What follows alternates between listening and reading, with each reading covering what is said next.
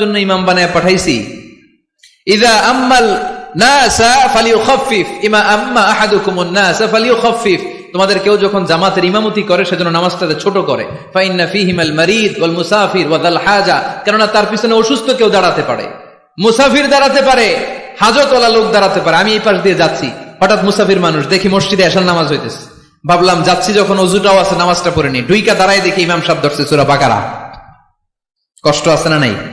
আমার পক্ষে সম্ভব পুরো বাকারা পড়া সম্ভব না। বিষ্ণু ইসা ইসলাম বললেন সহজ করো, কঠিন করো না, মানুষকে সুসংবাদ দাও, দিন থেকে ভাগিও না। আমরা অনেক সময় এত ভয় দেখাই মানুষকে, মানুষ দিন থেকে ভেগে ভেগে চলে যায়, আছে না নাই? এই যে উচ্চ শিক্ষিত মহল, সচিবদের যে মহল, সেক্রেটারিয়েটের যে মহল, প্রগতিশীল যারা, তাদের কাছে ইসলামকে ফুটিয়ে তোলার জন্য ইসলামের সৌন্দর্য, ইসলাম যে সহজ, the simplicity is the beauty of Islam, এভাবে ইসলামকে তুলে ধরার দরকার আছে না নাই? ওই শিক্ষিত পল্লীগুলোতে অনেকে ইসলামকে কঠিন মনে করে।